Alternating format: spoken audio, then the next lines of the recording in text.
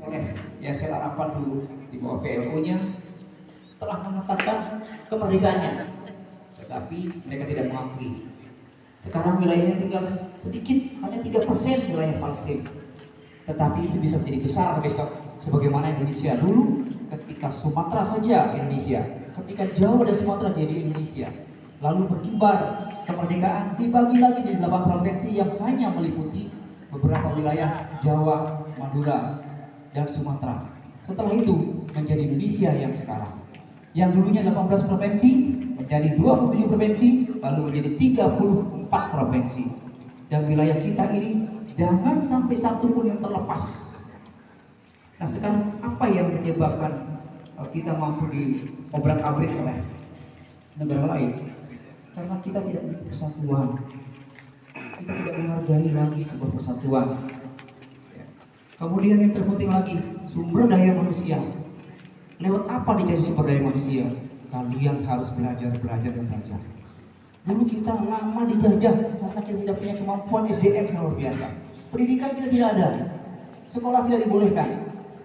Ciri-ciri daripada penjajah yang ortodok, kuno dan kolot adalah di mana rakyat yang dijajah tidak boleh pintar. Maka sekarang kita sudah merdeka, kamu raih ilmu pengetahuan sebanyak-banyaknya untuk membangun negeri ini, bukan menjadi pengkhianat di negeri sendiri. Ini saya pesankan kepada kamu semua. Kembali 78 tahun yang silam, 10.000 tewas di Surabaya, tapi dalam sebuah pertempuran di mana rakyat sipil dengan senjata. Kita belum punya tentara. Kita hanya punya ex tentara Belanda yang balik, yaitu dulu dikenal dengan Kenil. Kemudian polisi yang digembleng, yang berubah menjadi polisi Indonesia sesuai dengan maklumatnya tanggal 24 Agustus 1945 menyatakan bahwa polisi istimewa menjadi polisi Republik Indonesia dan mendukung kemerdekaan. Itulah yang mulai cikal bakal peristiwa 10 November di Surabaya. Lalu bergabunglah dengan laskar-laskar yang lain. Muncul seorang tokoh di sana bernama Irjen Muhammad Yasin yang memimpin peperangan itu, ditambah dengan satu penulis yang tidak asing lagi, yaitu Bung Tomo. Siapa Bung Tomo itu? Seorang wartawan, tapi suaranya dia bisa menggema kemana-mana, membakar semangat arek-arek Surabaya. Arek-arek itu kalau kita seperti itu bajang, anak bajang, pemuda, ya, bocah, anak-anak yang punya semangat tinggi. Nah, siapa generasi muda itu? Kita ini yang sekarang berdiri ini adalah generasi muda untuk bangsa kita. Kalau mereka mampu membakar itu, mampu membunuh seorang jenderal Malati tewas di tangan para pemuda. Kapan kejadiannya? Sebelum 10 November. Jadi sebelum tanggal 10 November itu Jenderal Malati itu tewas. Itu yang membuat semangat mereka itu akhirnya merasa kendor. Orang-orang asing.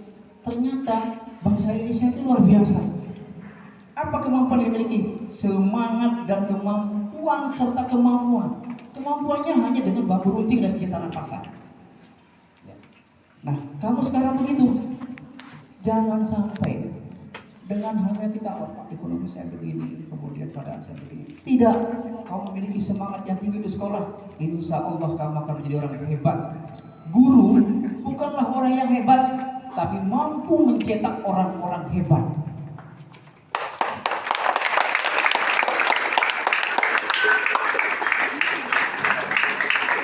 Nah, sekarang di sini tempatnya.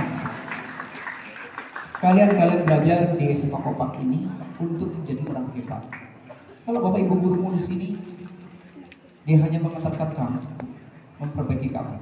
Memang saya sangat miris kalau saya mendengar kemarin peristiwa di Sumbawa, ada siswa yang sok aksi, padahal ilmunya tidak seberapa saja, sudah sombong.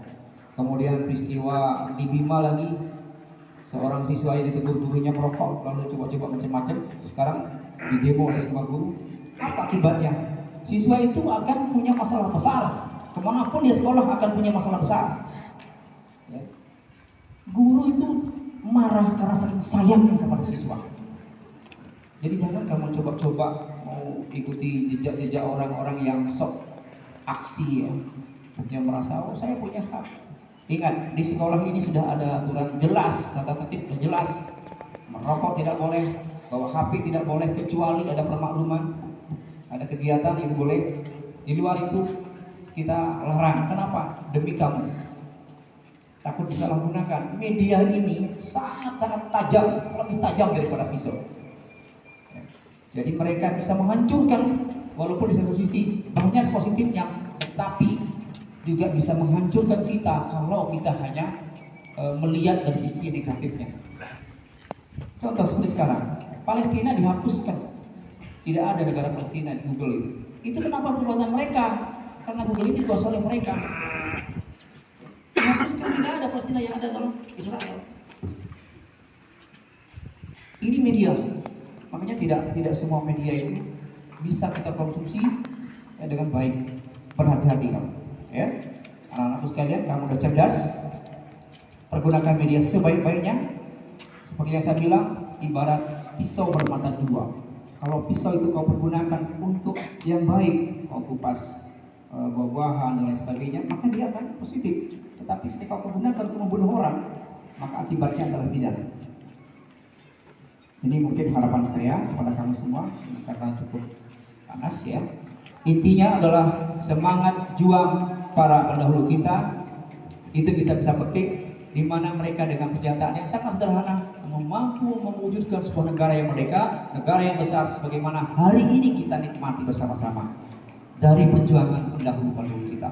Ya, untuk itu anak-anakku sekalian, jangan kendor dalam meraih ilmu pendidikan. Apapun keadaan kamu, silahkan kamu sekolah dan sekolah. Tidak perlu kamu melihat, jangan lihat ke atas. Wah, orang kaya dia punya mobil, punya sepeda motor, saya tak punya. Tidak perlu. Bisa jadi kamu orang-orang yang punya kemampuan hanya sederhana itu, tetapi semangatmu yang tinggi. Insya Allah akan mengangkat kamu menjadi orang yang hebat. Demikian mungkin apa yang saya sampaikan, lebih kurangnya mohon maaf. Wabillahi taufiq wal hidayah. Assalamualaikum warahmatullahi wabarakatuh.